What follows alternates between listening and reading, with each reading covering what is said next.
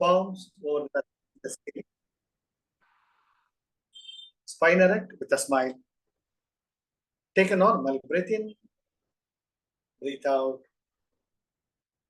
Take a deep breath in and let go. For chanting Om, take a deep breath.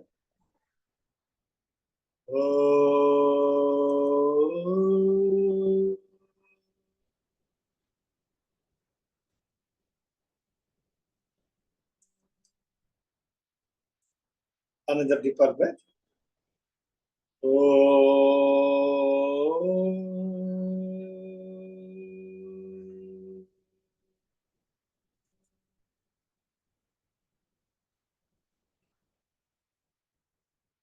Another deeper breath.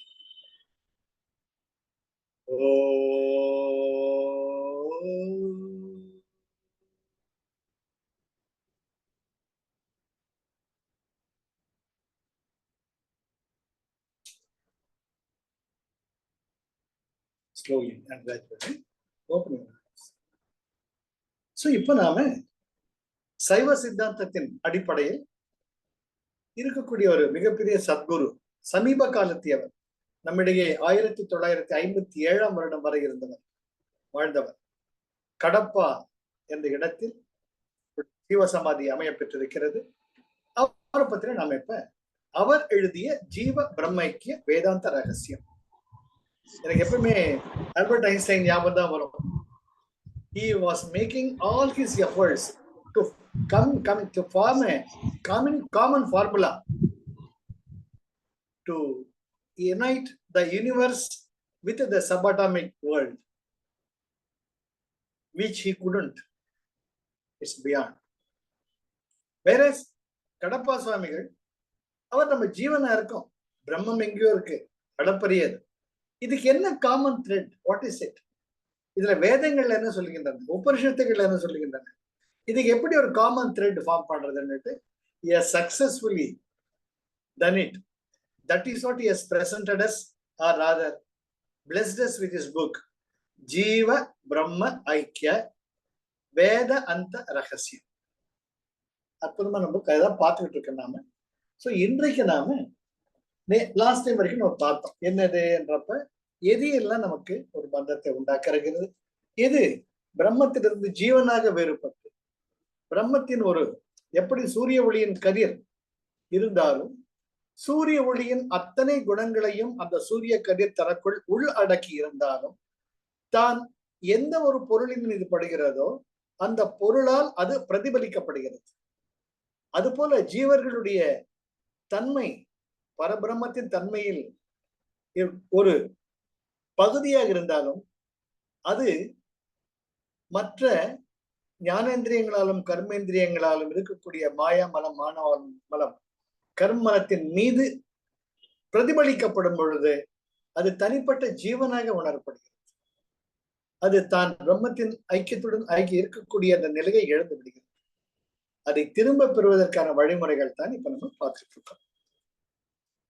இப்போ நாம என்னென்ன பிரம்மன் என்பது என்ன, அதனுடைய இயல்பு என்னங்கிறது ரொம்ப அழகா பல பாடல்கள்ல சொல்லியிருக்கிறார். அதுல ஒரு பாடல் நம்ம பார்க்க ஆரம்பிக்கலாம். இது தாயுமானவர் பாடல். எனக்குலாம் 11th ஸ்டாண்டர்ட், அதாவது அந்த காலத்து SSLC படிக்கிறப்ப மனப்பாட பகுதியா அந்த புஸ்தகம் ஒரு தமிழ் பாடல். அங்கிங் எனாதபடி எங்கும் பிரகாசமாய் ஆனந்த பூர்த்தியாகி அருளோடு நிறைந்தது தன் அருள் வெளிக்குள்ளே அகிலாண்ட கொடியெல்லாம் தங்கும்படிக்கு இச்சை வைத்து உயிர்க்கு உயிராய் தழைத்தது எது, மனோ வாக்கில் தட்டாமல் நின்றது எது, சமய கோடிகளெல்லாம் தம் தெய்வம் என் தெய்வம் எங்கும் தொடர்ந்து எதிர் வழக்கிடவும் நின்றது எது, எங்கனும் பெருவழக்காய் யாதினும் வல்லொரு சித்தாய் இன்பமாய் என்றைக்கும் உள்ளது, கங்குல் பகலற நின்ற எல்லை உவது எது, அது கருத்திற்கு இசைந்ததுவே, கண்டனவெல்லாம் மோன உரு வெளியதாகவும் கருதி அஞ்சலி செய்குவான். அற்புதமா தாய்மலர் சோழனுடைய சாம்ராஜ்யத்துல திருச்சியாண்ட உய்யகொண்டா என்ற அரசனின் நிதி மந்திரியாக இருந்தவர். அப்பேற்பட்ட மிகப்பெரிய ஒரு பதவியில் இருந்தவர் சிவபெருமானையே தன் உயிராக கொண்டு தாயுமானவரை வழிபட்டு அதே பெயரால் அவர் அறியப்படுகிறார். அவர் பாட்டு பிரம்மங்கிறது என்ன என்றது தன்னுடைய சிற்றறிவுக்கு எட்டிய வகையில் அவர் அது ஒரு வரையறைக்குள் கொண்டு வருகிறார். எது வார்த்தைகளால மனோவாக்கிற்கு அப்பாற்பட்ட நிலையில் இருக்கக்கூடிய உணர்வு நிலையில் இருக்கக்கூடிய பகவான் ரமணர் தான் சொல்றார், உணர்வே உணர்வை அறிய முடியும், உணர்வுருவாய் இருக்கும் அந்த இறைவனை உணர்வால் தான் உணர முடியுமே ஒழிய வேறு எந்த வழியும் கிடையாது அப்படின்னு சொல்றார். அது போல தாயுமானவரும் அந்த உணர்வினால் தான் உணர்ந்த அந்த பரபிரம்மத்தை வார்த்தைகளுக்குள் அடக்க முயன்றிருக்கிறார். வார்த்தைகளால் தெளிவார். இதுதானே புத்தர் பெருமான் கூட ஞானம் அடைந்த பொழுது மௌனமாக இருந்தார், மெல்ல மெல்ல கண்களை திறக்கிறார். அத்தனை தேவதைகளும் அத்தனை மனிதர்களும் அத்தனை ஜீவராசிகளும் இவர் தன் வாய் திறந்து என்ன மொழிய போகிறார் என்பதை மிக ஆவலுடன் எதிர்பார்த்து கொண்டிருந்த பொழுது அவர் மௌனமாகவே இருக்கிறார். இதை தாழாமல் தேவதைகள் புத்தர் பெருமானே தாங்கள் உணர்ந்தது என்று எங்களுக்கு சொல்வீர்களா? அவர் சொல்வார், நான் என்ன உணர்ந்தேனோ அது வார்த்தைகளால் சொல்ல முடியாது. நான் உணர்ந்ததை வார்த்தைகளால் சொல்ல முடியாத நிலையில் உங்களால் உணர முடியாமல் அதை புரிந்து கொள்ளவும் முடியாது. எது வாக்கிற்கும் மனத்திற்கும் அப்பாற்பட்ட நிலையில் இருக்கிறதோ அதை வெளிப்பட வார்த்தைகளும் கிடையாது. நான் உணர்ந்ததை உங்களுக்கு சொல்லி விளக்கவும் முடியாது. நான் சொல்லி விளக்கினாலும் அது உங்கள் உணர்வு ஆகும் வரை அதை நீங்கள் புரிந்து கொள்ள முடியாது அப்படின்னு புத்தர் பெருமான் சொன்ன மாதிரி தான் இவர் முயற்சி எடுத்திருக்க. என்ன பிரம்மத்தினுடைய இயல்பு? அங்கு இங்கு எனாதபடி எங்கும் பிரகாசமாக. விமர்சா பிரகாசா. சிவசூத்திரத்துல சிவபெருமான் இஸ் ஐடென்டிஃபைட் as பிரகாசா. பிரகாசம் லைட் இருந்தா கூட இப்போ யூனிவர்ஸ்ல when you go beyond the stratosphere and ionosphere, though there is sun, it will be dark. Unless you have got a reflecting surface, you cannot realize that there is sunlight. அதனால அந்த பிரதிபலிக்க ஒரு ஜீவன் இருக்கணும். அந்த ஜீவன் தான் பார்வதி தேவி விமர்சா. தன் உணர்வால் சிவபெருமானின் சரிபாதியாக சிவபெருமான் சுயம் பிரகாச ஒளியாக இருந்தாலும் அந்த பிரகாசத்திற்கு ஒரு உரு கொடுத்து இந்த அண்டாண்ட கோட்டி பிரம்மாண்ட பிரபஞ்சத்தை படைத்து அதை வழி நடத்துபவள் தான் பராசக்தி. அந்த பராசக்தி தேவை. அப்பொழுதுதான் சிவபெருமானுடைய சிவபிரகாச நிலையை உணர முடியும். அதுதான் இங்க சொல்றார், அங்கு இங்கு எனாதபடி. இங்கதான் கடவுள் இருக்கார், அங்கதான் கடவுள் இருக்கார் என்று சொல்ல முடியாத நிலையில் எங்கும் பிரகாசமாக அவர் உன்னுடைய உள்ளுணர்வினால் ஒரு பிரகாசமாக ஒரு ஜோதியாகத்தான் நீ உணர முடியும். அது பல பெரியவர்கள் சொல்லியிருக்காங்க. நீங்க தியானத்துல போகும்பொழுது உங்களுடைய ஆக்ஞாவில் ஒரு ஒளி தோன்றலாம், அந்த ஒளி உருவாக இருக்கக்கூடிய ஜீவன் தான் சொல்லியிருக்காங்க. பிரகாசமாய் அது ஒன்னொன்னு பிரகாசம், லைட் பீயிங்.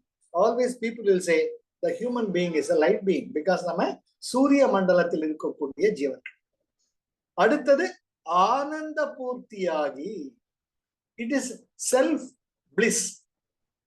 தம்முடைய ஆனந்தத்திற்கு வேற வெளி உலக பொருள் தேவையில்லை. தானே தானக்குள் ஆனந்தமாக இருக்கக்கூடிய ஒரு நிலை. அது எப்போ வரும்? நமக்குள்ள என்னைக்கோ ஒரு பாட்டு கேட்டிருப்போம், இல்லாட்டி என்னைக்கோ ஒரு பண்ணை சாப்பிட்டுருப்போம். அது அப்படியே பஸ்ல ரசம் போட்டு கண்ணு மூடி உட்கார்ந்துருந்தா அந்த சுகத்தை உணர முடிகிறது.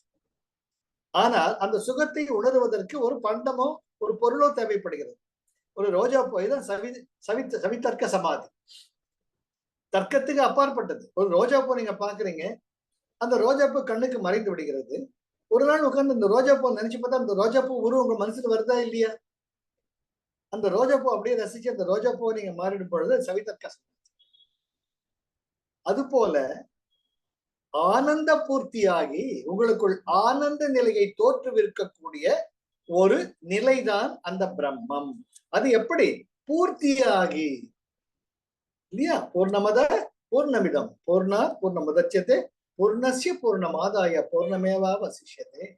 அது ஈசவசியம். அது போல தனக்குள் பூரணமாக முழுமையாக இருக்கக்கூடிய ஒரு நிலைதான் பிரம்மத்தின் நிலை. இது ஒரு ஆஸ்பெக்ட். அங்கிங்கனாதபடி எங்கேயும் இருக்கக்கூடியது, சுய பிரகாசமாக இருக்கக்கூடியது, ஆனந்த நிலையாக இருக்கக்கூடியது. இதெல்லாம் தாய்மனவனை உணர்ந்து அதை வார்த்தைகளுக்குள் அடக்க பார்க்கிறது. பூர்த்தியாகி பூரணமாக இருக்கக்கூடியது. அடுத்தது அருளோடு நிறைந்தது. எது அருள்? ஏதோ ஒரு நிலையில் எனக்கு யாருமே இல்லையா, எனக்கு என்னை காப்பாற்ற மாட்டாங்களான்னு நினைக்கிறச்ச அந்த நிமிஷத்துல, அந்த வினாடியில உங்களுக்குள் ஏதோ ஒரு நிலை. அதுக்கு பரம உதாரணம் நம்ம குருஜி தான். குருஜி எனக்கு யாருமே இல்லையா, இப்ப தனியா இருக்கேன்னு நினைக்கிறச்ச யாரு மூலமாகவோ ஒரு ஆறுதலான வார்த்தையோ ஆறுதலான அனுபவமோ உங்களுக்கு கிடைக்கும். அதுதான் அருள். அருள் என்பது கருணை. அருள் நிறைந்தது. அடுத்தது தன் அருள் வெளிக்குளே. It's a space. சிதம்பரம் ரகசியம் என்று சொல்வதே அதுதானே. சிதம்பரம், அம்பரம் என்றால் வெளி. சித்து தனக்குள் ஒரு ஆனந்த நிலையில் இந்த அண்ட வெளியாக பரவி இருப்பது தான் பிரம்மத்தின் ஒரு தன். அது மட்டும் இல்ல, அந்த வெளிக்கொண்ட அண்ட வெளியில் அகிலாண்ட கோடி எல்லாம் கோடி கோடி பிரபஞ்சங்களை, கோடி கோடி வானவெளியில் இருக்கக்கூடிய அத்தனை கிரகங்களையும் நட்சத்திரங்களையும் தனக்குள் வைத்திருக்கக்கூடிய அந்த நிலை பிரம்ம நிலை. அது என்ன? தங்கும்படிக்கு இச்சை வைத்து. அதுதான் சிவசூத்திராவினுடைய அடிப்படையே. சிவபெருமான் அவர் பாட்டு தியானத்தில் இருக்கார். அவர் பின்னாடி கண்ணை மூடுற மாதிரி இதை உருவகப்படுத்துறாங்க. யார் தன் கண்ணை தொடர்றாருன்னு ஒரு தனக்குள் ஒரு விதிர் விதித்த நிலையில் பார்க்கும் பொழுது பார்வதி அன்னை இருக்கிறார். அந்த விதிர் விதித்த நிலையில் தான் அனைத்து வண்ணங்களுமே உருவாகின என்பது பொருள். அது போல தங்கும்படிக்கு இச்சை வைத்து. இச்சை means it's a play. Chess ஆடுறது யாருமே கிடையாது. உங்களுக்கு செஸ் ஆடின போல் என்ன பண்றீங்க? செஸ் போர்டை விரிச்சு வைக்கிறீங்க, ஒயிட் அண்ட் பிளாக் நீங்களே அரேஞ்ச் பண்ணிக்கிறீங்க, அப்புறம் நீங்களா ஆடுறீங்க. இல்லாட்டி இது முன்னாடி யாருன்னு ஆடி இருந்தேன்னா அது நீங்க மறுபடியும் ரீப்ளே பண்றீங்க. You enjoy it. If somebody is there, it's going to be. But நீங்களே ஆடுறச்ச நீங்க யோசிப்ப ட்ரை பண்ணி பாருங்க. எதிரில் இன்னொரு ஆளோட நீங்க விளையாடுறச்ச அவரை வின் பண்ணணுங்கிற எண்ணம் உங்களுக்கு தெரியாம வந்துடும். உங்களுக்கு ஆப்போசிட்ல ஒருத்தர் உட்கார்றச்ச உங்க சொந்த மகனாகவே, மகளாகவே, மனைவியாகவே இருந்தாலும் நான் தான் ஜெயிக்கணும் என்ற எண்ணம் அங்க வரும். அந்த அகங்காரம், ஈகோ தானே தளர்த்துக்கும். உங்களுடைய ஒரு பானோ இல்லாட்டி உங்க ஒரு கிங்கோ பிஷப்போ எதிரில் அடிச்சுட்டா வருத்தம் வரும். இதை கவனிக்காம போயிட்டுமே, இதை அவாய்ட் பண்ணிருக்கலாமே தோணும். இதுதான் எதிரில் நிலையிருந்தார். ஆனால் நீங்களே எதிரிலே உட்கார்ந்து இந்த பக்கம் உட்காந்து ஆடி நினைச்சாங்க, உங்களுக்கு தெரியும் இது விளையாட்டு. Are you coming with me? If you are playing on both the sides the chess game or replaying somebody who has already played it, you will enjoy the game. You will not have any rivalry against anybody. அதுதான் இச்சை வைத்து. ஏன்னா phone call வந்ததா மூடி வச்சுட்டு போயிட்டே இருப்பீங்க. இன்னொருத்தரோட விளையாடிச்சு மூடி வச்சுட்டு போக முடியாது. தங்கும்படி இச்சை வைத்து. அதுதான் படைத்தல், காத்தல், அழித்தல். அந்த அழித்தல் என்பது இப்ப காலையில ஒரு கோலம் போடுறோம் வாசல்ல, நாளைக்கு அதே கோலம் வச்சிருக்கோம். அது மாதிரி தண்ணி தெளிச்சுட்டு கழுவி விடுறோமோ இல்லையோ, புது கோலம் போடுறோமோ இல்லையோ, ஐயோ பழைய கோலம் அழிஞ்சு போச்சுன்னு யாருன்னா அழறாங்களா உட்காந்து. It's a play. அது போல இந்த அகிலாண்ட கோடி பிரம்மாண்டம் இருந்தாலும் பிரபஞ்சம் அதை அழித்தல். கால பைரவர் வர்றச்ச சரி புது விளையாட்டு விளையாடலாம். It's a very big scale. அந்த புது விளையாட்டு விளையாடு. பழையாட்டு எத்தனை நாடின்னு இருக்கிறது. அதுதான் அழித்தல். அடுத்தது திரோதானா. தனக்குள் அதை மறைத்து ஐக்கியப்படுத்திக் கொள்ளுதல். பிறகுதான் கருணா, மறுபடியும் அதில் வெளிப்படுத்துது. சோ இந்த 5 தொழில்கள் நடந்து கொண்டே இருக்கு. அதுதான் தங்கும்படிக்கு இச்சை வைத்து. உயிர்க்கு உயிராய் தழைத்தது எது?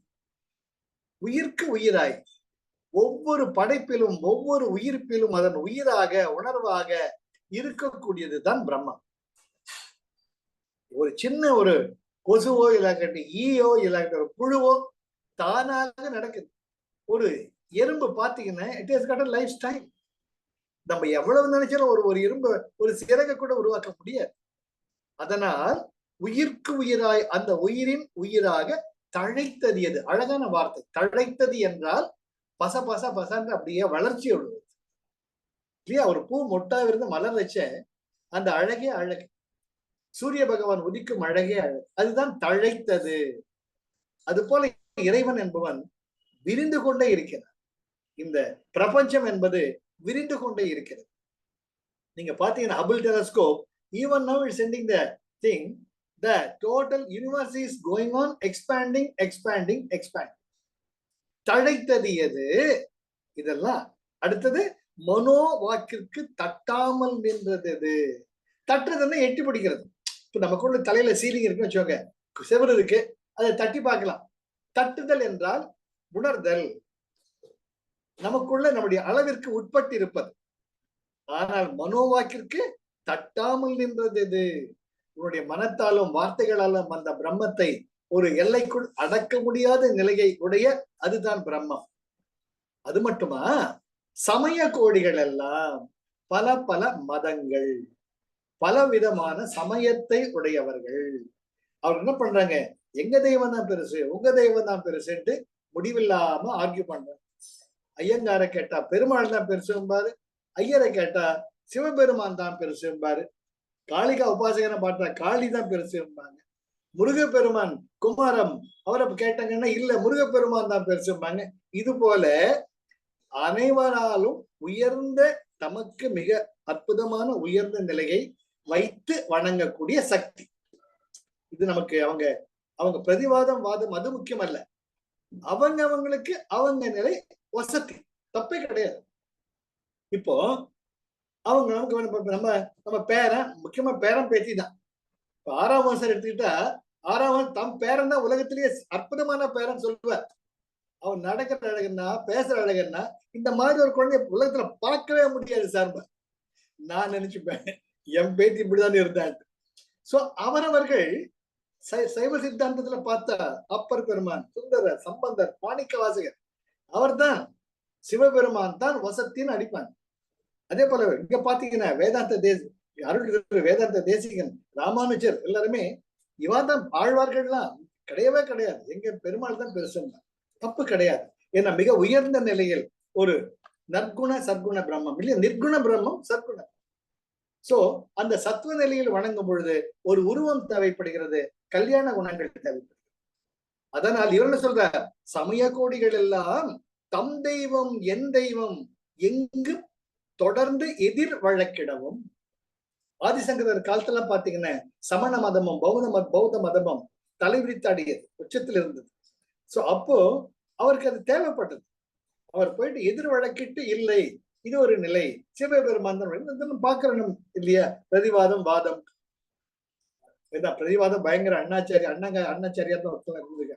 அவர் வாதத்தை அது மட்டும் இல்லாம நெரூர் சதாசிவ பிரம்மேந்திரர் அவர் மாணாக்கனாக இருந்த பொழுது அவர் வெள்ளத்துக்கு ஆளே கிடையாது, எங்க போனாலும் ஜெயிச்சுட்டு வந்துருவார் வாதத்துல, லாஜிக்ல. கடவுள் எங்க சிவபெருமன் தான் பெருசுன்னு. அப்ப அவர் குருவே சொல்லுவார், இவரை ஜெயிக்கிறதுக்கு ஆளே இல்லைங்கிறப்ப அவருக்குன்னு தெரியாம ஒரு மமதை வந்துடும், என்ன ஜெயிக்கிறதுக்கு ஆளே இல்லை. அந்த மமதை அவங்க குரு பாப்பார், ஏன்னா அவன் தியானத்துக்கு போக சொன்ன போய் எல்லாரையும் வம்பு பிடிச்சிட்டு வந்து ஜெயிச்சுட்டு வர்றான். அவருக்கு அந்த குருவிற்கு தன் மாணாக்கன் இறைந்தலையை அடைய வேண்டும் என்பது தான் குறிக்கும். ஒரு அன்னைக்கு தன் மகன் அற்புதமாக ஆரோக்கியமாக ஆனந்தமாக இருக்க வேண்டும் என்பதுதான் குறிக்கும். எத்தனை பேர்ட்ட போய் சண்டை போட்டு வரேன், எத்தனை பிரைஸ் வின் பண்ணிட்டு கேட்கிறேன். ஒரு போட்டிக்கு போயிட்டு வந்தா கூட என்னப்பா வா சாப்பிடுன்னு முதல்ல அம்மா கேட்பேன். அது போல சதாசிவ பிரம்மேந்திரர் அப்படி குரு கேட்கிறார், ஏன்டா எப்ப பார்த்தாலும் பேசிட்டே இருக்கிறிய, பேசாம சத்த நாள் இருக்க முடியாதா அப்படின்னு கேட்டா. அதனால் வாய மூடினவர் திறக்கவே கிடையாது. வருடங்களாக அவர் ராமநாமாவை ஜபிச்சது எத்தனை கோடின்னு அவருக்கே தெரியாது. அப்பேற்பட்ட சதாசிவ பிரம்மேந்திரர் அப்படிதான் நம்ம பார்க்கிறோம். அதனால எங்கும் தொடர்ந்து எதிர் வழக்கிடவும் நின்றது எது சார்? யாரை பத்தி சார் நம்ம பேசுவோம் அதிகமா?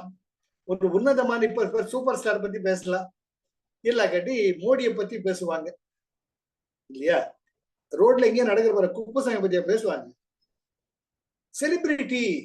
அப்போ கடவுள் என்ற அந்த ஒரு தத்துவம் உன்னதமானது, புனிதமானது, உயர்ந்தது, அளவிட முடியாதது. அதனால்தான் ஒவ்வொருத்தரும் இதுதான் எங்களது, இதுதான் எங்களது சொந்தம் கொண்டாடுறாங்க. புரியுறத? அதனால எல்லோராலும் விரும்பப்பட்டு தமக்கே உரிய தெய்வம் என்று தொடர்ந்து எதிர் வழக்கிடவும் நின்றது. எங்கனும் பெருவழக்காய், பெரு வழக்காய்ங்க இங்க வந்து நீங்க கன்ஃபியூஸ் பண்ணிக்கப்படாது. வழக்கு என்பது கஸ்டம்ஸ், கன்வென்ஷன், தொடர்ந்து தொடர்ந்து வரக்கூடிய யமா நியமா போல எங்கனும் பெரு வழக்காய் யாதினும் வல்லொரு சித்தாதி என்பமாய். இத்தனை மதங்கள் இருந்தாலும் அவரவர்கள் எந்த உயர்ந்த உச்ச நிலையை தம்முடைய தெய்வத்திற்கு கொடுத்திருக்கிறார்களோ அந்த தெய்வத்தின் இயல்பை பற்றி அவர்கள் பேசும் பொழுது சித்து என்று சொல்கிறார்கள். அனைத்தையும் அறிந்த அந்த பரம்பொருள் சித்து என்றால் அனைத்தையும் அறிந்தது. ஆதி சித்து சத்து, எப்பவுமே இருக்கக்கூடிய, இன்பமாய் ஆனந்தமாக. இதுதான் எல்லா மதங்களுமே தம் தம் தெய்வங்களை அற்புதமான இருக்கக்கூடிய ஒரு திறன் இல்லைங்களா? அது போல யாதினும் வல்ல ஒரு, எல்லாத்துக்கும் மேல என் தெய்வம் தான்யா.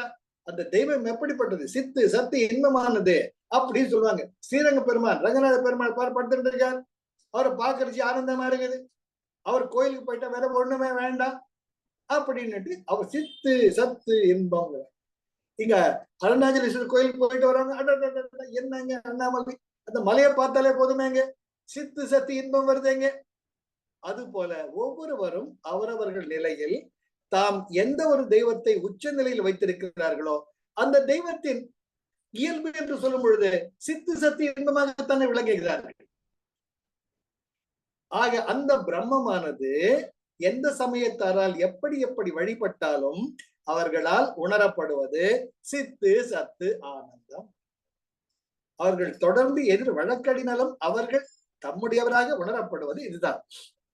யாதினும் வல்ல ஒரு, எல்லாத்துக்கும் மேல என் சித்தாதி இன்பமா என்றைக்கும் உள்ளது. இன்னைக்கு நாளைக்கு கிடையாது, ஆயிரம் ஆயிரம் வருடங்களாக தொடர்ந்து நடக்கிறது. கங்குல் பகலற நின்ற எல்லை உவதி. காலை நேற்று நானும் அம்மாவும் ஜெயஸ்ரீ பேசிட்டு இருந்தோம். மேல பார்த்தோம்னா அப்படி ஈவினிங் வாக்கிங்ல சூரிய பகவான் அஸ்தமனத்துக்கு வர்ற, பாத்தீங்களா எவ்வளவு அழகா இருக்கு அஸ்தமனம். நானும் ஜெயஸ்ரீ பேசிக்கிட்டோம். டக்குன்னு அடுத்த நிமிஷம் இப்ப சுபாக்கு லண்டன்ல எப்படி இருக்கும் இப்படி பார்த்தோம்னா இப்பதான் வந்து உங்களுக்கு உச்ச மத்தியானம் உச்சி வெயிலா இருக்கும். சூப்பர் பூரணிக்கு எப்படி இருக்கும்? இப்பதான் வெடிய காலையில் இருக்கும் அப்படிங்கிற இருக்கக்கூடிய இறைவன் சூரிய பகவான் ஒண்ணுதான். எனக்கு அது மாலையாக, அத்தி மாலையாக தெரிகிறது. லண்டனில் இருக்கக்கூடிய மகளுக்கு அது உச்சி வெயிலாக தெரிகிறது. அமெரிக்காவில் இருக்கக்கூடியவர்களுக்கு விடிய காலையாக தெரியுது. ஆக எடுத்துக்கிட்டோம்னா அங்க இருளும் இல்லை ஒளி, அங்க வந்து இரவும் இல்லை பகலும் இல்லை. கங்குல் என்றால் இரவு, பகல் என்றால் காலை. கங்குல் பகலற நின்ற எல்லை உவதியது. இப்படித்தான் ஒரு எல்லைக்கு உட்பட்டு வரையறைக்க முடியாத நிலையில் இருக்கக்கூடிய அந்த சக்தி தான் பரபிரம்மம். கண்டவர் விண்டிலர், விண்டவர் கண்டிலர். அவரவர்களுக்கு அவரவர் கண்டது ஆனந்தம். உணர்ந்து மகிழ்தல் அவரவர் பாடு. உங்கள் உணர்வை மற்றவர்கள் உணர்வாக உங்களால் உணரப்பட முடியாது, அவர்கள் உணர்வையும் உங்களால் உணரப்பட முடியாது. ஏனென்றால் உங்களுக்குள் இருக்கக்கூடிய இறைவன் உங்களுக்குள் அந்த உணர்வு நிலையாக இருக்கிறது. அதுதான் கங்குல் பகலற நின்ற எல்லை உவதது. அது அப்பேற்பட்ட பரம்பொருள் கருத்திற்கு இசைந்ததுவே. உங்கள் நெருக்கத்தில் நெருக்கமாய், அந்நியத்துக்கும் அந்நியமாய், நுணுக்கத்திற்கும் நுணுக்கமாய், உங்களுக்குள் மிக நெருக்கமாக உங்கள் ஒவ்வொரு அணுவிலும் உறைந்திருக்கக்கூடிய அந்த ஆன இசைந்ததுவே. இசைந்ததுவே மிக அழகான வார்த்தை. இசை என்பது உங்களுக்குள் லயத்தை கொடுக்கக்கூடியது. இசை என்பது உங்களுக்குள் மகிழ்ச்சியை கொடுக்கக்கூடியது. இசை என்பது உங்களுக்குள் ஆனந்தத்தை கொடுக்கக்கூடியது. ஒரு குலாப் ஜாமுன் சாப்பிடுறீங்க, ஜோரா இருக்கேப்பா, அது இயைந்தது. கடைசியில் ஒரு பாவக்காய் வந்து வாயில வைக்கிறேன், ஐயோ கசக்குது, இசைவு இல்லை. அந்த இறைமை எப்படிப்பட்டது? எத்தனை நேரம் தெவிட்டாத தெள்ளமுதே இல்லையா? விட்டாத தெள்ளமாய் உங்களுக்குள் நிறைந்திருக்கக்கூடிய கருத்திற்கு இங்க கருத்து என்பது உணர்வு. உங்கள் உணர்வு அதை சுகமாக உணர்கிறது. அப்புறம் என்ன? கண்டனவெல்லாம் மோன உரு வெளியதாகவும். அற்புதம் சார். இந்த வார்த்தைகள்லாம் உங்களுக்குள்ள ஒரு எனக்குள்ள இந்த ஒரு ஏதோ நெகிழ்ச்சியை கொடுக்கும். கண்டனவெல்லாம் எது எதெல்லாம் உங்கள் கண்கள் ஞானேந்திரியங்களுக்கு புறப்படுகிறதோ அந்த எல்லாம் மோன உருவெளியதாகவும். அழகான வார்த்தை, அழகான வார்த்தை. நேற்றுக்கு அதே போலதான் ஒரு மேரேஜ் ரிசப்ஷன் போறப்ப மவுண்ட் ரோட் பக்கம் போயிட்டு இருந்தோம். முன்ன பார்த்தா ஸ்பென்சர் இல்ல, முன்ன பார்த்து எல்ஐசி எல்லாம் இருளோன்னு இருக்கு. நான் ஒர்க் பண்ண 1000 பிரான்ச் இருளோன்னு இருக்கு. அது எப்பவுமே ஸ்டேட் பேங்க்ல எடுத்துட்டு இருக்காங்க. ரொம்ப வருஷம் கழிச்சு போயிட்டு இருக்கு அந்த பக்கம். மவுண்ட் ரோடு அண்ணாமலை சிலையை மாறிட்டு இருக்கு. மோன உருவெளியதாகவும். It's nothing but space. Space எத்தனை நீங்கள் தடைகள், எத்தனை கட்டடங்களை, எத்தனை உருவங்களை உருவாக்கினாலும் அவை நீக்கப்படும் பொழுது எஞ்சி இருப்பது அண்டவெளிதான், வெட்ட வெளிதான். அதுதான் சிதம்பர ரகசியம். சிதம்பர ரகசியமே ஒரு குடும்ப திரை விலைக்கு காட்டுவாங்க. அந்த சிதம்பரம் அற்புதமான கோவில் இல்லையா? 21,600 அதுதான் நீங்கள் விடக்கூடிய ஒரு நாளைய மூச்சு. அந்த மூச்சின் எண்ணிக்கையில் தங்க தகடுகளால் வையப்பட்ட கூரையை உடையது. இறைவன் சொல்கிறார், இந்த மூச்சே உன்னுடைய வாழ்க்கை நிலையடா, இதுதான் உன்னுடைய கூரை. அதான் மூச்சை உபயோகப்படுத்த ஒரு சகசகாரத்தை உணர். நீ வெட்ட வெளி என்பதை உணர்வாய். அதற்கான தத்துவம் தான் சிதம்பர ரகசியம். வெளிதான், வெட்ட வெளிதான். அதுதான் கண்டனவெல்லாம். நீ எதையெல்லாம் இன்று இருக்கிறது என்று உணர்ந்தாயோ அது மோன உரு வெளியதாகவும். மோனம் என்றால் மௌனம், இல்லாமல் போயிடுறது, விளக்க முடியாது. அடு நேற்று என்னப்பா இங்க இருந்துச்சு, இது நம்ம அந்த பில்டிங் காணாம போயிடுச்சப்பா, என்னப்பா மூடிட்டு இருக்காங்களப்பா, என்னப்பா இது கேட்கிறோம். நாம தெரியாது, அது இடிச்சு தாழ்த்தா தீர்ந்து. மோன உருவெளியதாகவும் கருதி இப்படி எல்லாம் இருக்கக்கூடிய பிரம்மம் என்று கருதி அட்லீஸ்ட் என்ன அஞ்சலி செய்குவாம். சரண்டர், சரண்டர், சரணாகதி. உங்கள் எண்ணத்திற்கும் மனத்திற்கும் வாக்கிற்கும் அப்பாற்பட்ட ஒன்றை நீங்கள் இப்படிப்பட்டது என்று வரையறுக்க முடியாது. அப்பேற்பட்ட பிரம்மாண்டமான சக்தியானது உங்களுக்குள் அருளாக நிறைந்திருக்கிறது, அன்பாக நிறைந்திருக்கிறது, கருணையாக நிறைந்திருக்கிறது. அப்பேற்பட்ட சக்தியை நீங்கள் சரணாகதி அடைவது ஒன்றுதான் வழி. அப்பொழுது அந்த இறைமை தன்னை உங்களுக்குள்ளே நிரப்பிக் கொள்ளும் என்ப ஒரு அற்புதமான பாடல் தான் தாயுமானவர். இப்ப பாத்துட்டு வரல, விரல விட்டவாங்க. பட் அங்கிங்கனாதபடி எங்கும் எல்லா இடத்துலயும் பிரகாசமாய், சுயம் பிரகாசமாய், ஆனந்த பூர்த்தியாய், ஆனந்தமாக இருக்கிறது, பூர்த்தியாக இருக்கிறது, பூரணமாக இருக்கிறது, குறை நிரல கிடையவே கிடையாது. அருளோடு நிறைந்திருக்கிறது. தன் அருள் வெளிக்குள்ளே அகிலாண்ட கோடி பிரம்மாண்டம் எல்லாம் தங்க வைத்திருக்கிறது. உயிர்க்கு உயிராய் அந்த பிரம்மாண்டத்தில் இருக்கக்கூடிய ஒவ்வொரு அணுவிலும் ஒவ்வொரு உயிர்ப்பிலும் உயிர்க்கு உயிராய் அது உணர்வாக தழைத்தெறியது. அதே நேரம் மனோ வாக்கிற்கு தட்டாமல் எட்டாமல் நின்றது. சமய கோடிகள் எல்லாம் தம் தெய்வம் என் தெய்வம் என்றும் எங்கும் தொடர்ந்து எதிர் வழக்கிடவும் நின்றது. ஏன் அவரவர்கள் அனுபவிக்கிறார். அப்பேற்பட்ட இயல்பையுடையது பிரம்மம். எங்கனும் பெருவழக்காய், எங்கனும் பெருவழக்காய் அந்த ஆயிரம் வருடங்களாக வழக்கமாக எத்தனையோ பெரிய மன்னர்கள் காலத்துல இருந்து எத்தனை கோவில்கள் உருவாக்கப்படும். அங்கே பிரம்மம் அந்த இறைமை இருக்கிறது. யாதினும் வல்ல ஒரு எல்லாவற்றையும் விட வலிமை மிக்கதாக இருக்கிறது. கிருஷ்ண பரமாத்மா நினைச்சிருந்த பீஷ்மருக்கு எவ்வளவு சொல்ற கடைசியில போய் என்ன நீ பாட்டுக்கு அஸ்தினாபுரம் வாய் கீழே பேசிட்டு எல்லாத்துக்கும் தலையாட்டிக்கிட்டு இருக்க, ஒண்ணு நினைச்சா ஒரு நிமிஷத்துல இல்லன்னு பண்ணிட்டு வேண்டாம் நானுங்கிற. சி பீஷ்மருக்கு அவர் எவ்வளவோ ட்ரை பண்ற அர்ஜுனன் மூலமாக. ஆனா பீஷ்மர் அவர் என்ன பிரம்மச்சாரி, அவர் அப்பேற்பட்ட சக்தி வாய்ந்தவர். அண்ட் அவருக்கு தான் நினைச்சாதான் அந்த சாபம் வரும், தான் நினைக்காம ஒரு சாபம் பக்கத்துல வராது. அப்பேற்பட்ட வரம் பெற்றவர். அவர் சொல்றார், நான் ஒருத்தம் போதும், இந்த பாண்டவர்கள் எல்லாருமே இல்லாம பண்ணிடுவேன் நானுங்கிறார். இப்படிலாம் பார்த்தா கிருஷ்ண பரமான் பாக்குற, என்னடா பையன் ரொம்ப இல்ல லிமிட்டுக்கு மேல போயிட்டு இருக்கான், இவன் எப்படி புத்தி கொண்டாடுறது பாக்குறான். அர்ஜுனன் ஒண்ணுமே ஒண்ணு தகாருன்னு நீங்க பார்த்திருப்பீங்களே, தேர்ல இருந்து குதிக்கிறார், ஒரு சக்கரத்தை எடுத்துக்கிறார், பீஷ்மா ஸ்டாப், சும்மா வளராத. என்ன பண்ணி கழிச்சு நீ ஏதோ ஒரு அஸ்தினாபுரத்தை காப்பாத்துறதுக்காக எத்தனை அநியாயத்துக்கு உணர்ந்து தொடர்பு இருந்திருக்க, எத்தனை அநியாயத்துக்கு தலையாட்டிருக்க நீ எல்லாம் என்னடா வேற மனுஷன்றப்ப கோபம் வந்துடுது. தான் எடுத்த ஒரு சபதத்திற்கு எதிராக இந்த ஆள் இவர் இந்த ஆளு கிருஷ்ணரை மறந்துற பேசுறேன்னு நான் நினைச்ச உடனே நான் என்னோட அம்புலயே தொலைச்சிடுவேங்கிற எங்க தொலை பார்க்கலாங்கிறப்ப பீஷ்மர் ஒரு அம்பு எய்கிறார். அது 1000 அம்புகளாக கிருஷ்ணன் மேல போறது. போன உடனே டக்குனுங்க நிக்குது, எல்லாம் பொலப்பலான்னு கீழே விடுது. பார்த்தா பீஷ்மரை எதிர்க்கக்கூடிய சக்தி யாருக்குமே கிடையாது. பீஷ்மர் அப்படியே பிரமிச்சு போயிடுறார். அப்போ அவருக்கு வர்றாரு, இது ஏதோ பரம்பொருள், நமக்கு மீறிய பொருள், அந்த அஞ்சலி செய்குவாம், எனக்கு மீள இது சக்தி உடையவர் இவர் தெரிஞ்சப்ப மண்டி போட்டுறார். நான் தெரியாம பண்ணிட்டேன் கிருஷ்ணா, அதுதான் உங்கள் தவறை நீங்கள் மனதார ஒப்புக்கொள்ளும் பொழுது, அதை ஏற்றுக்கொள்ளும் பொழுது, உணரும் பொழுது இறைவனின் அருள் உங்களை காற்று.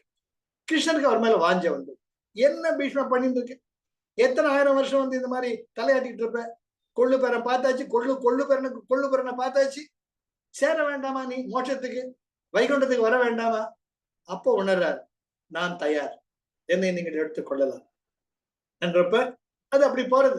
எதுக்கு சொல்றேன்னு, யாதினும் வல்ல ஒரு கிருஷ்ண பரமாத்மன் நினைச்சிருந்தா அவருடைய திருவிளையாடல்கள், அவருடைய லீலைகளில் இது ஒன்றுதான் நம்ம எடுத்துக்க முடியும். ஆனால் அவர் கடையினும் கடைப்பட்டவராய், எல்லாராலும் வையப்பட்டவர், எல்லாராலும் பாதிக்கப்பட்டவராய், எல்லாருக்கும் வசதி வாங்கிக்கிட்டு ஐயோ போவாங்க சார், அது தான் இறைவி. தாயினும் சால பறிந்து, அது யாதொரு வல்ல, அது அது எல்லாவற்றையும் வல்லமை உடையது. ஆனால் அந்த வல்லமை ஒரு தாய்மை உடையதால் எல்லாவற்றிற்கும் அது கடைநிலையில் தன் மடியேந்தி கையேந்தி காத்து வருகிறது. அது ஒரு நிலை. சித்தாது இன்பமாய், சித்து சத்து இன்பமான நிலையுடையது, என்றைக்கும் உள்ளது. அது காலம் காலமாக கால வெளிக்கு அப்பாற்பட்டதா இருக்கக்கூடியது. அப்புறமா கங்குல் பகலற நின்றது எது, பகலும் கிடையாது இரவும் கிடையாது, எங்க இருக்கு, நீ திருடன் நின்று இருக்கிறது காலைங்கிற மத்தியானங்கிற சாயங்காலம். அப்பேற்பட்ட கருத்திற்கு இசைந்தது இதுவே. உன்னுடைய கருத்தில், உன்னுடைய உணர்வில் சுகமாக ஆனந்த அனுபவமாக இருக்கக்கூடியது. கண்டன வேளாம், நீ எதெல்லாம் இருக்கு நினைச்சுக்கிட்டு இருந்தியோ அது இல்லடா, நான் தான் மோன வெளியதாகவும், இப்படியெல்லாம் நான் உணர்ந்து என் சிற்றறிவுக்கு எட்டிய வகையில், என் அறிவிற்கு அப்பாற்பட்ட நிலையில் இருக்கக்கூடிய, என்னை ஆண்டு கொண்டிருக்கக்கூடிய அந்த பெருமானின் குணங்களை ஓரளவிற்கு சொல்ல முற்படுகிறேன் கருதி அஞ்சலி செய்கவும். நாம் அந்த பரம்பொருளை சரணாகதி அடைகிறோம். தாயுமானவர் தனக்கு ஏற்பட்ட வகையில அந்த பரபிரமத்தை விளக்குகிறார். இந்த ஒரு பாடல் நம்ம கடப்பா சுவாமிகள் கொடுத்துட்டு அவர் இந்த உணர்வு பூர்வமா சொல்றார், இந்த ஒரு பாட்டை போதுங்க, இந்த ஒரு பாடலை திருப்பி நீ உணர்ந்தாலே உனக்கு ஞானம் வரும் அப்படின்ட்டு ரொம்ப ரொம்ப ரொம்ப அழகா சொல்றாரு. இது அற்புதமான பாடல். இது எங்க 11th 11th கிளாஸ்ல போன பழைய SSLCல மனப்பாட பகுதியில வரும். இது 1964-65 அப்ப மனப்பாடம் பண்ண ஞாபகம் இருக்கு. அடுத்தது பார்த்தோம்னா, இதெல்லாம் வந்து இப்ப ஜீவ பிரம்மைக்க வேதாந்த ரகசியத்துல பார்த்துட்டு எப்படி பிரம்மத்துடன் ஐக்கியமாக கூடிய நிலைன்றப்ப, யாரோட நம்ம ஐக்கியமாகறோமோ அந்த ஐக்கியமாகக்கூடிய அந்த பரம்பருடைய ஒரு பிரம்மாண்டம் தெரியணுமோ இல்லையோ. நம்ம ஒரு பெரிய மலை மேலதான் ஏற ஆசைப்படுவோம், பள்ளத்துல குதிக்க ஆசைப்படுவோம் கிடையாது. அண்ணாமலையை பார்த்தோம்னா அட்லீஸ்ட் நம்ம கிரிவலம் வரணும்னு தோணும், அருணாச்சலேஸ்வரர் கோயிலுக்கு போகணும்னு தோணும், அருணாச்சலேஸ்வரர் கோயில் அந்த பிராகாரத்துல நின்று அப்படியே அண்ணாந்து அந்த மலையை பார்க்க தோணும் இல்லையா. அப்படி இந்த மலை மேல விருப்பாட்சி குகை, அந்த ஸ்கந்தாசிரமம், இதெல்லாம் பார்க்கணும் நமக்கு தோணும். அதுதான் பிரம்மாண்டம். நான் போய் பள்ளத்தில் குதிக்கிறேன் அப்படி கேட்க மாட்டாங்க, யாரும் கேட்க மாட்டாங்க. அது போல இவர் ஜீவ பிரம்மம். அப்பேற்பட்ட நாம் எதை அடையணுமோ அந்த பிரம்மாண்டத்தை பத்தி ஒரு அனுபவாவது தெரிஞ்சுட்டா நம்ம எப்பேற்பட்ட ஒரு நிலையை பார்த்து சிற்றடி எடுத்து வைத்துக் கொண்டிருக்கிறோம் தெரியும். இதுக்கு உதாரணம், நம்ம சின்ன குழந்தை அப்பதான் தப்படி நடக்க ஆரம்பிக்குது, நடக்க ஆரம்பிக்குது. முதல்ல செவத்தை பிடிச்சுக்கிட்டு அப்புறமா கேட்க பேக்கான தப்படி நடந்தா விட்ட வருது. அப்ப நம்ம என்ன பண்றோம், அந்த குழந்தைய பாக்குறோம். நமக்கு என்ன, அந்த குழந்தை பத்திரமா நம்ம கிட்ட வரணும்ட்டு. அதே நேரத்துல அது தன் முயற்சியால வரணும்னு நினைக்கிறோம் இல்லையா? தன் முயற்சியால வர்றப்பதான் அது உன்னுடைய அனுபவமாக முடியும். அது போல அந்த பிரம்மமானது அப்படியே பிரம்மாண்டமா நின்றுட்டு அதே நேரத்துல என் குழந்தைங்கிட்ட வந்து சேராதா அந்த ஒரு தவிப்புடன் எதிர்பார்த்து கொண்டிருக்கு. அதுதான் பாலகிருஷ்ணன் வெண்ணைக்காக தவித்து திருட்டு நிலைக்கு கூட போகக்கூடியது. என்னால் இருந்த என்னிலிருந்து வெளிவந்த என்னுடைய ஜீவன் என்னிடம் வந்து சேராதா, நான் கையில் எடுத்துக்கொள்ள மாட்டேன். சார் பேசிக்கிட்டே போலாம், பேசிட்டு மணிக்கணக்கா பேசிட்டு போலாம். அது போல அந்த பிரம்மம் அப்பா அது ஒண்ணுமே நினைக்க திருப்பதிக்கு நடபயணமா போங்க. அந்த கீழே ஸ்டேஷன்ல இருந்து போய் கீழே நின்றுட்டு அந்த பெருமாட பாதங்கள் பெரிய செருப்பு இருக்கும். அந்த இடத்துல நின்று அந்த காலிகபுரத்துல பாருங்க, ஏப்பா இவ்வளவு மேல ஏறணுமா, இதுக்கு மேல வேற போனோங்கிறாரு, 7 மலை கிடந்துகிண்டு எப்படி பிரம்மாண்டம் முடியுமா என்ற ஒரு கேள்விக்குறி பிரம்மாண்டமா அவங்க தோணும். எனக்கு திருப்பதி ரொம்ப இஷ்டம். எப்படின்னா எல்லாம் ஒரு லெவலுக்கு மேல ஒரு கோட்டை மாதிரி இருக்குங்க. அது ஒரு கோட்டை மாதிரி இருக்கும். அந்த அந்த நெடிதுயர்ந்து செங்குத்தாக இருக்கக்கூடிய அந்த mountain formation, rock formation, it is exactly reflects like a fortress. அதுக்குள்ளர பெருமாள் இருக்க பள்ளத்துல, உள்ளர கோட்டைக்குள்ள பத்திரமா இருக்க. சோ இந்த காலிகபுரம் பிரம்மாண்டத்தை பார்த்த உடனே முடியுமா அப்படின்னு பிரமிப்புனாலும் எம் பெருமாளை நாம்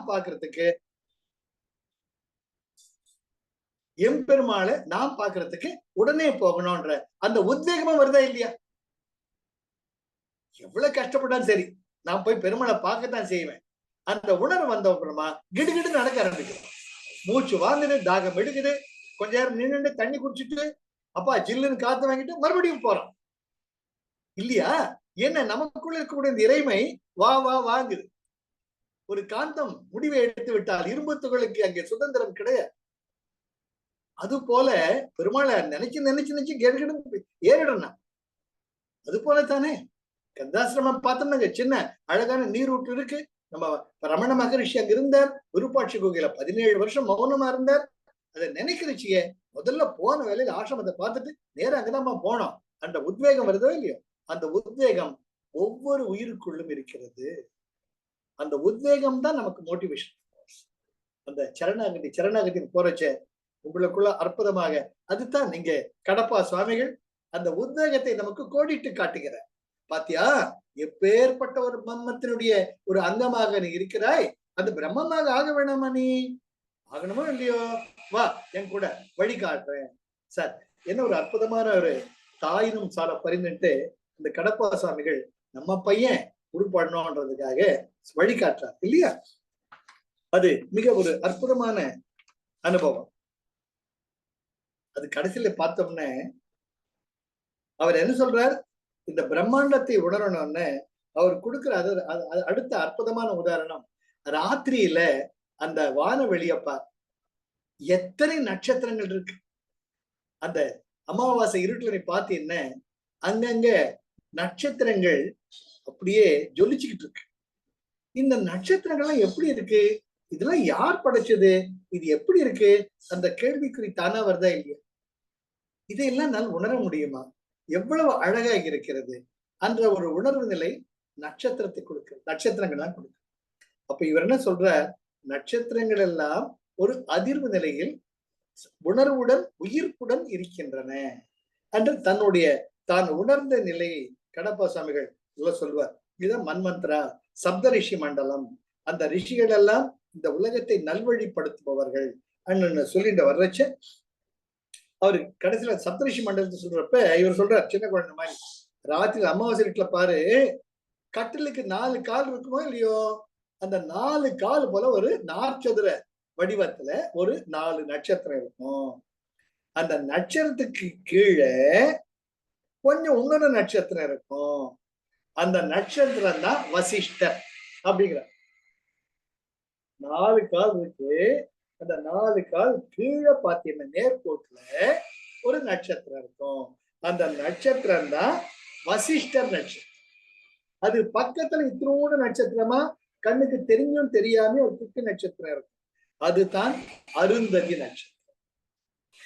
4 + 5 அந்த வசிஷ்ட நட்சத்திரத்துக்கு கீழே 2 நட்சத்திரம் மினுக்கு மினுக்குன்னு இருக்கும். இதுல வசிஷ்டர் நட்சத்திரம் ரொம்ப பிரத்யேகமா தெரியும். அதனால்தான் இந்த சப்த ரிஷிகள் தான் நம்முடைய இந்த மன்வந்தராவை ஆண்டு கொண்டிருக்கிறார்.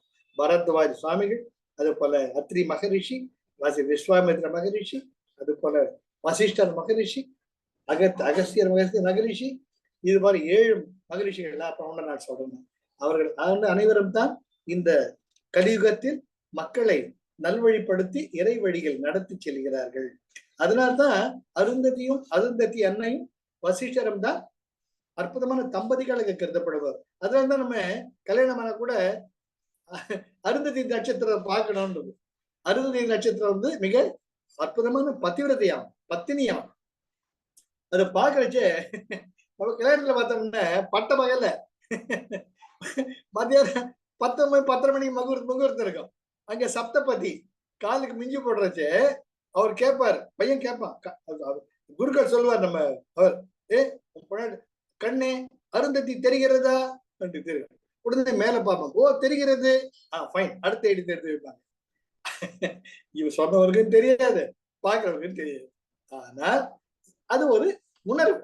இப்பேற்பட்ட சப்தரிஷி மண்டலத்தில் அருந்ததி அன்னை மிக அற்புதமான ஒரு பதிவிரதையாக இருந்து தந்தை தாயாராக இருந்து எங்கள் வாழ்க்கையில் வழிநடத்தி செல்ல வேண்டும் என்பதில் அவர்கள் குறியாக இருக்கிறார். ஆக கடப்பா சுவாமிகள் நட்சத்திரத்துக்கு முக்கியம் தர. ஏனென்றால் நீங்கள் ஒரு நட்சத்திரத்தில் பிறக்கும் பொழுது அந்த நட்சத்திரத்தின் ஆளுமைக்கு அது உங்கள் இயல்பாக மாறி. 24, 27 நட்சத்திரம் இருக்கா இல்லையா? அது 27 நட்சத்திரத்திலையும் அஸ்வினி தொடங்கி ரேவதி முடிய அந்தந்த நட்சத்திர காலத்தில் பிறந்தவர்களுக்கு அந்த நட்சத்திரங்களின் ஆளுமைக்கு உட்பட்டு இருக்கிறது. ஒவ்வொரு நட்சத்திரத்துக்கும் உரிய ஒரு சத்குரு இருக்கிறார். அந்த சத்குரு மந்திரங்கள்லாம் இருக்கு, அதெல்லாம் கேட்டு நிறையவே இருக்கு. அதெல்லாம் சொல்லிக்கிட்டு வந்தோம்னா அந்த ஆளுமை, அந்த சத்குரு உங்களை வழி நடத்துவார். ஆக நட்சத்திரம் என்பது தான் உங்கள் சுய இயல்பு. அந்த நட்சத்திரத்தை வச்சுக்கிட்டு தான் சந்திரனுடைய பொசிஷன் வச்சுக்கிட்டு உங்க ராசி நிர்ணயிக்கப்படுகிறது. அந்த ராசியில் என்ன நட்சத்திரங்கள் இருக்கிறதோ அந்த நட்சத்திரங்கள் தான் உங்களுக்கு வெளிப்படும் இல்லையா? ஒரு ராசியிலையும் 2 நட்சத்திரம், ஒரு நட்சத்திரத்தின் ஒரு பகுதி வரும். 12, 27/12 சரியா? 2.75. அது போலதான் அது பிரிக்கப்பட்டிருக்கிறது. சோ அந்த 24, 27 நட்சத்திரங்கள் தான் நாம. ஒவ்வொரு நட்சத்திரக்கும் உரிய ஒரு சத்குரு உண்டு. அந்த சத்குரு உங்களை வழி நடத்துவார். அந்த நட்சத்திர இயல்பு தான் உங்களுக்குள் மேலோங்கி இருக்கும். அதை வச்சுக்கிட்டு தான் நாம இந்த நட்சத்திரம் பிறந்தனா இந்த நட்சத்திரத்தின் தன்மையில் எப்படி இறைவனை அடைவது, அதுதான் நம்முடைய லட்சிய பயணமாக இருக்கு. அப்ப எப்படின்றப்ப அதெல்லாம் பல அது ரொம்ப அஸ்ட்ராலஜிங்கிறது it's a very great science. அதுலயும் எவ்ரிதிங் இஸ் வைப்ரேஷன். அது போல கடப்பா சுவாமிகள் உங்கள் நட்சத்திரத்துக்கு முக்கியத்துவம் தர்றார். உங்கள் நட்சத்திரத்தினுடைய இயல்பை முதல்ல புரிஞ்சுக்கோங்க. புரிஞ்சுக்கிண்டு அந்த இயல்பை வச்சுக்கிட்டு எப்படி நீங்க சப்போஸ் நீங்க இப்போ ஒரு மல்லிப்பூவா இருக்கீங்க, மல்லிப்பூ நானா இருக்கேன் நீங்க உணர்ந்துட்டீங்கன்னா அந்த மல்லிப்பூக்கு உண்டான குணங்கள்லாம் உங்களுக்குள்ள பரிமளிக்கும். ஐயோ நான் ரோஜா பூ இல்லைன்னு நினைக்க, ரோஜா பூ இல்லைன்னு நினைச்சீங்கன்னா செத்தீங்க. அப்போ உங்க நட்சத்திரம் இயல்பு விட்டு போறீங்க. உங்களுக்குன்னு ஒரு தனி பாதை. நீங்கள் you are unique. You can be one and only creation in the universe. உங்க நட்சத்திரத்துல பல பேர் பிறந்திருக்கலாம், ஆனால் நீங்கள் என்பது உங்கள் உடல், மனம், உள்ளம். அது நட்சத்திரத்தின் இயல்பு இருக்கும். ஆனா உங்கள் பயணம் மட்டும் தனி பயணமாக அமையும். அதனால மத்தவங்க என்ன இயல்பு இருக்காங்க அதான் குறிச்சு சொல்றது. Accept people as they are, accept situation as it is. உன் பக்கத்திலேயே இருப்பான், அவன் இயல்பு வேற, உன் இயல்பு வேற. உன்னுடைய லட்சியம் என்ன? உனக்குள் இருக்கும் இறைமிகை, ஆனந்த தத்துவத்தை, சச்சிதானந்தை உணர்த்தும். அதை பார்த்துக்கிட்டு போயிட்டே மற்றவாழ முடிஞ்சா கை இல்லையா அவங்க நிலையில வரட்டும். அவங்கள கிரிட்டிசைஸ் பண்ணார். இதுக்குள்ள பலவிதமான நிலைகள், அனுபவங்கள் ஏற்படும். அதனால்தான் கடப்பா சுவாமிகள் நட்சத்திரத்துக்கு அவ்வளவு முக்கியத்துவம் தர்றார். அவர் எப்பவுமே சொல்லுவார், சப்தரிஷி மண்டலத்தை கையெடுத்து கும்பிடுங்க. எப்பெல்லாம் வானத்துல நட்சத்திரத்தை பாக்குறீங்களோ அப்போ தயங்காம கையெடுத்து கும்பிடுங்க. உங்கள் கண்ணில் ஒரு நட்சத்திரம் பட்டால் உங்களுடன் அது தொடர்பு கொள்கிறது என்று அவர் சொல்றார். அறுதியிட்டு உறுதியாக சொல்கிறார். எனக்கு அதுதான் ஆச்சரியம். ஏன்னா சமீப காலத்தில் அவருங்க 1957 வரைக்கும் இருந்திருக்கிறார். சொல்றப்ப எந்த ஒரு நட்சத்திரமோ எந்த ஒரு சூரியனோ எந்த ஒரு நிலவோ உங்களுக்கு கண்களுக்கு பட்டால் உடனே கையெடுத்து கும்பிடுவோம். அந்த கண்களை படணுங்கிறது இது விதிக்கப்பட்டது. அப்போ அந்த அற்புதமான வான வெளியில் அந்த அதிர்வு நிலையில் இருக்கக்கூடிய தேவதைகள் ததாஸ்து ததாஸ்து ததாஸ்து என்று உங்களை ஆசீர்வதித்துக் கொண்டிருப்பார்கள். உங்களுக்கு நல்லதுதான் நினைப்போம். அது போல ஒரு நட்சத்திரம் கண்ணில் பட்டா வேடிக்கை பார்க்காது, முதல்ல கையெடுத்து கும்பிட்டு எனக்கான ஞான பாதையை காட்டுங்கள். அது போல உங்கள் சந்திரன் கண்ணில் பட்டா கையெடுத்து கும்பிடுங்க. சூரிய பகவான் கண்ணில் பட்டா கையெடுத்து கும்பிடுங்க. அது போல இவர் ஜீவ பிரம்மை கையத்துல ரொம்ப ரொம்ப ரொம்ப அழகா ஒவ்வொரு நட்சத்திரத்துக்கும் தனித்தன்மை உண்டு. அந்த நட்சத்திரம் உன்னுடன் தொடர்பு கொண்டு தன்னுடைய அதிர்வுகளை உனக்குள் வெளிப்படுத்தும். பிடிங்க, யோசிச்சு பாருங்க. டக்குன்னு பாக்குறீங்க, சந்திரன் பக்கத்துல இப்ப ஜூபிட்டர், குரு பகவான், குரு நட்சத்திரம், வியாழன் நட்சத்திரம் எல்லாம் தெரியுது. அதே நேரத்துல சுக்கிர நட்சத்திரம் தெரியுது. ஈவினிங் பாத்தீங்கன்னா, நேற்று கூட யாரும் இதுல போட்டிருந்தாங்க, இந்த இதுல வரும், ஃபேஸ்புக்ல வரும், அதை கூட பார்த்தேங்க. அம்மா ஜெயஸ்ரீ காட்டு தனக்கு எவ்வளவு அழகா இருக்கு பாருங்க. அந்தி மாலைகள் ஒரு சாயங்காலம் 6 மணிக்கு அந்தி மாலையில் வரக்கூடிய சந்திரன் தெரியறது, ஜூபிட்டர் தெரியாது, குரு பகவான் வியாழன் கிரகம் தெரியறது, அதே பக்கத்துல வீனஸ் சுக்கிரனும் பகவான் தெரியும். இவைகள்லாம் நம்ம கண்டப்படுறப்போ அதனுடைய அதிர்வுகள் it reaches your field, biomagnetic field, that does lot of good things to you. அதனால எல்லாத்தையும் கையெடுத்து கும்பிடுறது பெட்டர். இவங்களுக்குள்ள நமக்கு நல்லதே நடக்கும். நீங்க நல்லது நினைச்சு பாருங்க, உங்களுக்கு நல்லதே நடக்கும். சரியா? இன்னைக்கு இவ்வளவு போதும். இந்த இயல்பு நிலையை மட்டும் யோசிச்சு பார்த்துட்டே இருங்க. இது நீங்க பாருங்க, இந்த பாடலை மறுபடியும் பாருங்க.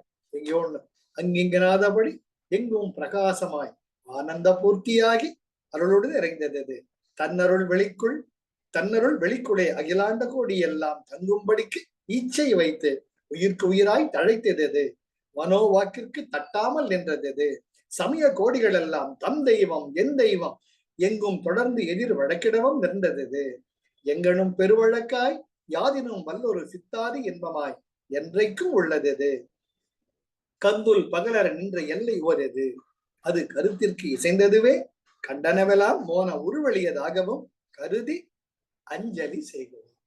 இந்த தாயுமானவர் பாடல், இந்த பாடல் தான் ஒரு ஜீவ கடப்பா சுவாமிகள் முக்கியம் அற்புதமான பாடல். இதை உணருங்கள் என்று நமக்கு கொடுத்திருக்காங்க. சரி, நம்ம அடுத்த இன்னும் 2-3 பாடல்கள் கொடுத்திருக்காரு. நிறைய கோட் பண்ணியிருக்காரு அவர்.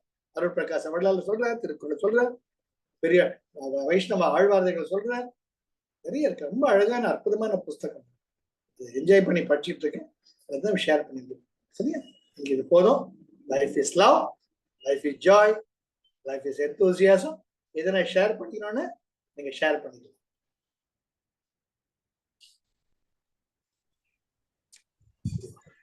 அப்பா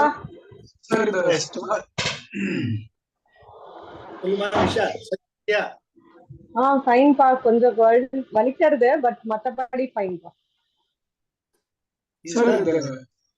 சத்குரு ஸ்டார்ஸ் சொன்னீங்க. ஆமா, அதோட ஒரு குரூப் தான் they come as சத்குரு அப்படிங்கிறது. is it true?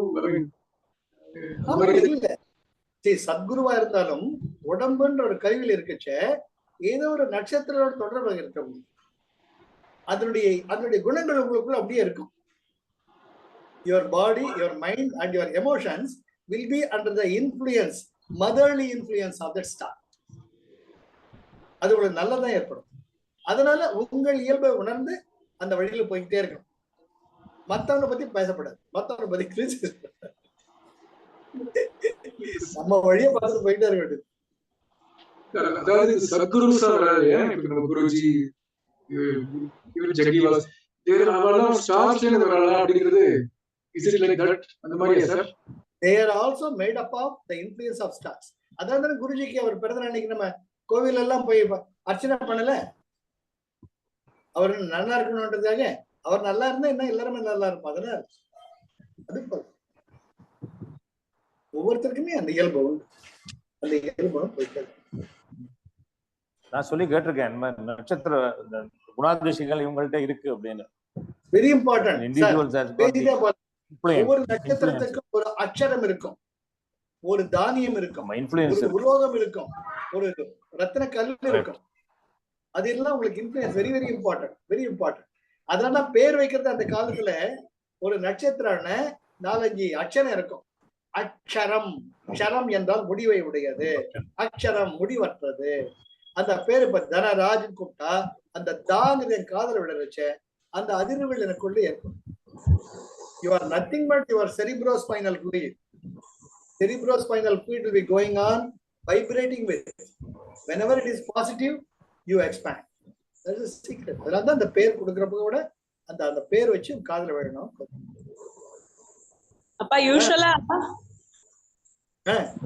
நம்ம இந்த ஸ்டார்ன்றதே இப்போ ஒரு நியூ ஆங்கிள் யோசிக்க வச்சிருக்கீங்க. ஏன்னா எப்ப பார்த்தாலும் நம்ம ஒரு எதுவா ஜாதகம் பார்க்க போறோம், எதுவா இருந்தாலும் ராசி என்னன்னு தான் நம்ம கேட்போம் ஒழிய நட்சத்திரம் பேரே நம்ம பர்த்டே அன்னைக்கோ இல்ல அன்னைக்கு வேண்டி அர்ச்சனை பண்ணும்போது மட்டும்தான் நட்சத்திரம் பேரை சொல்றோம். அதை பத்தியே நம்ம யோசிக்கிறதே இல்லை. Actually very important. You are nothing but influenced by the nakshatra. You are part of that nakshatra. Part of very very important, very important. அந்த நட்சத்திரம் ஒரு ராசி, அதுக்கான ஒரு மந்திரமும் இருக்கும். ஒவ்வொரு நட்சத்திரத்துக்கும் ஒரு மந்திரம் இருக்கு. அந்த மந்திரத்தை சொல்ல சொல்ல அந்த வைப்ரேஷன் உங்களுக்கு அதிகமாகும்.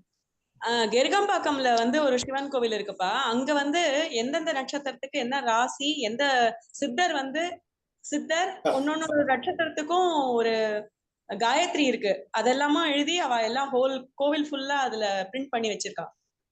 நான் ஒரு புக் கம்பைல் பண்ணிருக்கேன். தெரிஞ்சிரும் அந்த புத்ராஸ் புக் எப்படி அருண் பிடிஎஃப் பண்ணாரோ எனக்கு தெரியாது. எனக்கு என்கிட்ட புக் இருக்கு. What I have compiled, you got 12 ராசிஸ், 27 நட்சத்திராஸ், ஈச் சித்தர் ஃபார் ஈச் அண்ட் ஒவ்வொரு நட்சத்திரத்துக்கும் உண்டு. And what all how all you are related. நிறைய புக் வச்சிருக்கேன். அது somebody should take to do the PDF form, whatever it is. அது பத்மசேஷ ஸ்கூலுக்கு ஒரு ஜெராக்ஸ் கடை இருக்குமே மேல, அந்த கடையில எல்லாம் க்ளோஸ் பண்ணிட்டா. இல்ல பட் எந்த டிடிபி சென்டர் போனாலும் அவ ஸ்கேன் பண்ணி கொடுத்தா பிடிஎஃப் மாத்தி கொடுத்துருவாங்க. உங்களுக்கு மெயிலோ வாட்ஸ்அப்ல பண்ணி கொடுத்துருவோம். பண்றேன். அது வேணா now that it's the time, next time கொஞ்சம் பண்ணிட்டு உங்களுக்கு PDF ல லோட் பண்றேன். It's a beautiful book compiled by me. ரொம்ப நல்ல அந்த சித்தர் மந்திரம் சொல்ல சொல்ல உணர்வீங்க. The nakshatra will speak to you. Will be radiant. அந்த நட்சத்திரத்துடைய அழகு உங்களுக்கு தெரியும். You will become that star, supreme star. அழகு ஆறாவது சரவர் அழகு, தாரா ஒரு அழகு, அருண் ஒரு அழகு. நம்மளா இருப்போம்.